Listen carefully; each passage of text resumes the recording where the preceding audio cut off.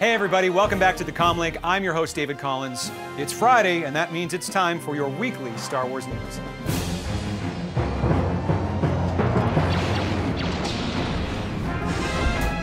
You know, during our time off, George Lucas finally watched The Force Awakens teaser trailer. His reaction? It was intriguing. Lucas divulged that information while doing press for Strange Magic and also revealed another interesting tidbit. The Episode 7 ideas he sold to Disney weren't used. He said they came to the decision that they didn't really want to use those, so they made up their own. So it's not the ones that I originally wrote. Now, Lucas had a plan for the sequel trilogy as far back as the early 80s, so it would be interesting to know whether any small piece of that plan makes it into The Force Awakens.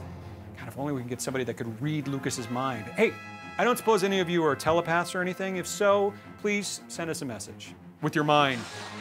Another instance in which we'd love to know what's going through George Lucas's mind is when he accidentally walked into a documentary on nuclear waste. I don't know if you saw this, but there's this video from 2013 that features Lucas wandering through the background and making direct eye contact with the camera. It's like the best video bomb ever. You know what? We just have to roll it, and we're gonna have to produce our own audio here on a loop. So check it out and let us know what you think. Oh, hi there. Not a co-host, just trying to check into my hotel. It's a small world after all. Oh, crap. Excuse me. Hey, Lobot, is that you? Oh, no, sorry. Thought you were somebody I knew. Never mind. Carry on. In other movie news, screenwriter Gary Whitta has left the Gareth Edwards-directed Star Wars spin-off film. It's unclear whether Whitta was only on board to write the first draft or if something else happened to alter the deal. But given that fellow screenwriter Michael Arndt left The Force Awakens early on, maybe it's just the course of business. Oh, and a new unconfirmed report states that Chris Weitz has been hired to take his place. Hello, what have we here? I can't pull off Lando. I can't do that. But hey, Star Wars films collided with television recently when Lando Calrissian appeared on Star Wars Rebels. Billy D. Williams himself reprised his role in Idiot's Array, and he brought all that swagger with him to the show. The entrepreneur put the crew of the Ghost through the ringer and charmed viewers as well as the cast and crew. Check out the show notes on Facebook for a link to a behind-the-scenes video from StarWars.com. Oh, speaking of Rebels, the upcoming comic Kanan the Last Padawan will be here in April. StarWars.com provided the first look at young Kanan, aka Caleb Doom, as drawn by artist Pepe Larraz. You know, he's penciling the series, and based on these sketches, we can't wait to see more of his work. It's awesome. And that's not the only exciting news. All 5 billion variant covers of Star Wars #1 have been flying off the shelves, and you know, the issue is already headed for its 3rd printing. That's impressive. Most impressive. You know what I'm going to say. Hey, look, if you've been picking up variants for Star Wars #1, please share pictures of your collections with us on Facebook or Twitter. By the way, pre-orders for Darth Vader #1 aren't anything to force sneeze at either. Force sneeze? What is that, like a new power? I don't know.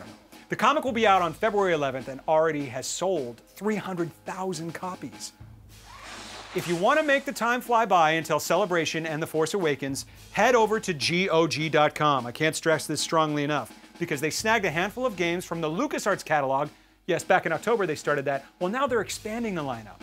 This deal's getting better all the time. The new titles include Rogue Squadron 3D, Rebellion, awesome, Empire at War, really awesome, Republic Commando, amazing, Dark Forces 2, Starfighter. Anyway, head over to GOG and just wait until after the show. No, wait! Oh, guys, come on. Back. And why are you playing that same scene? It's like we recycled the footage or something. JC and I recently ran on the Star Wars Half Marathon at Disneyland, and we survived, and so did many of you. Barely.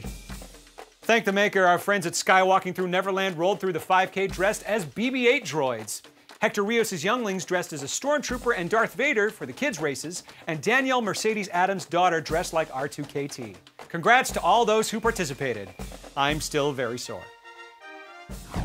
Hey, in case you haven't noticed, you're watching us on a brand new YouTube channel. That's right, we've taken our first step into a larger world.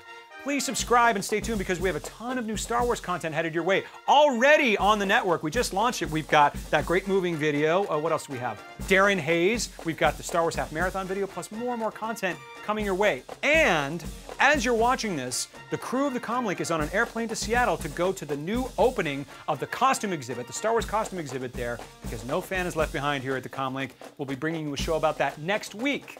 And to stay tuned on more Comlink news, we have a brand new website. Visit thecomlink.com to keep up with all the latest and greatest from the Comlink team. Finally, there are only 321 days left until The Force Awakens, and that is your weekly Star Wars news. For everyone here at the Comlink, I'm David Collins, and until next week, may the Force be with you.